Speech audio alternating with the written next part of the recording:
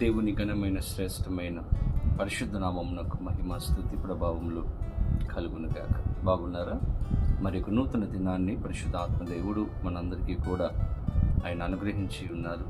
దేని బిడ్డల ప్రతి దినము కూడా దేవాది దేవుడు ఒక నూతనమైన అద్భుతమైన వాగ్దానాన్ని మనకిస్తూ మనలను బలపరుస్తూ ఉన్నారు, మనలను ధైర్యపరుస్తూ ఉన్నారు. ఈ దినం కూడా ప్రభు ఒక అద్భుతమైన వాగ్దానాన్ని సిద్ధపరిచి మనతో మాట్లాడాలని ఆశపడుతూ ఉన్నారు. మీరు కూడా ఎదురు చూస్తూ ఉన్నారని నమ్ముచు ప్రార్థన చేసుకుని ప్రభుని వాగ్దానాన్ని పొందుకుందాం. తలలు వంచండి, ప్రార్థన. పరిశుద్ధుడని కొందనాలు స్తోత్రాలు. ఉదయకాల సమయంలో మేమందరం నీ సన్నిధికి వచ్చి ఉండగా మాతో మీరు మాట్లాడి మమ్మల్ని దర్శించి మీరు ఆస్వాదించమని యేసు నామమున అడిగి వేడుకొని ఉన్నాము మా పరమ తండ్రి, ఆమేన్. ఈ దినం దేవుని వాగ్దానం చదువుకుందాం. బైబిల్ గ్రంథాలు తెరవండి. కీర్తన గ్రంథము 25వ సంకీర్తన 17వ చరణమును చదువుకుందాం. నా హృదయ వేదనలు అతి విస్తారములు, ఇక్కట్టులో నుండి నన్ను విడిపింపుము. తెలుస్తాం.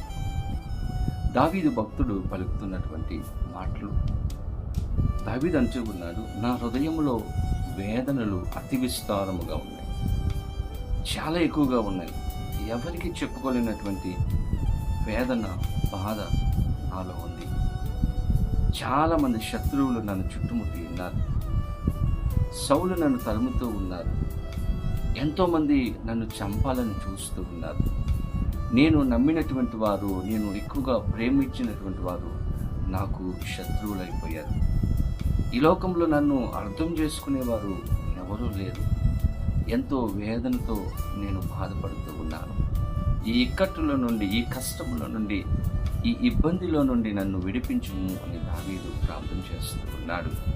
దావీదు జీవితంలో ఒక నిరీక్షణ, ఒక విశ్వాసము. దీని బిడ్డలారా, ఏ కష్టం వచ్చినా, ఏ బాధ వచ్చినా దేవుని దగ్గరకు వెళితే ఆయన సహాయం చేస్తారు, నన్ను విడిపిస్తారు, నాకు సహాయం చేసి నన్ను ఆదరిస్తాడన్నటువంటి ఒక గొప్ప నిరీక్షణ దావీదు జీవితంలో ఉంది.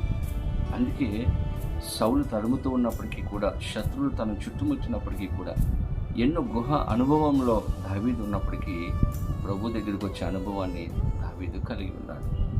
ఈరోజు మన జీవితంలో కూడా ఎవరికి చెప్పుకోలేనటువంటి బాధలు, వేదనలు మన జీవితంలో ఉండవచ్చు.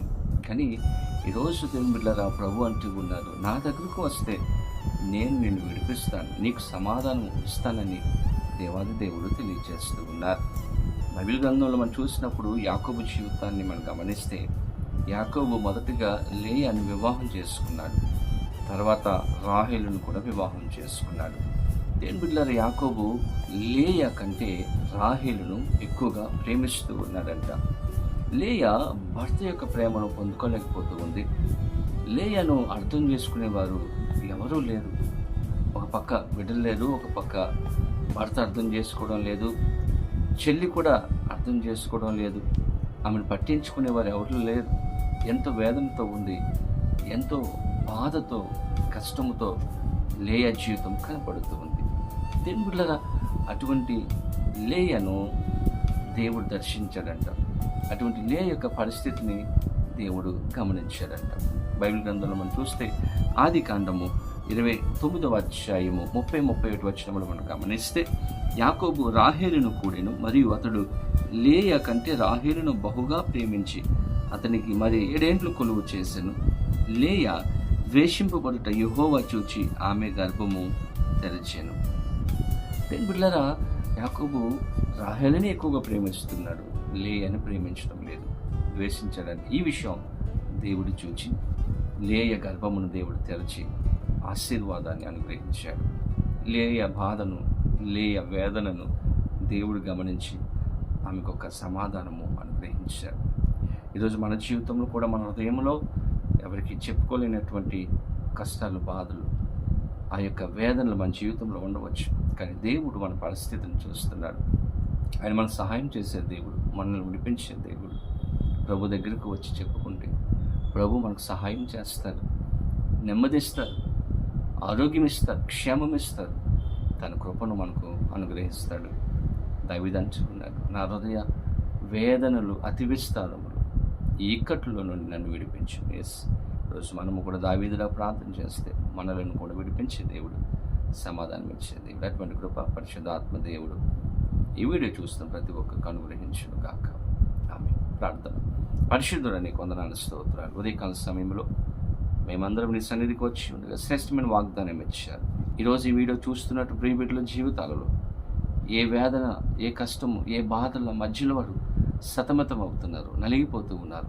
వారికి సమాధానం, సంతోషం, ఆరోగ్యం అనుగ్రహించి కుటుంబాలలో గొప్ప కార్యములు చేయమని, దీవించమని యేసు నామమున అడిగి వేడుకొని ఉన్నాను మా పరమ తండ్రి.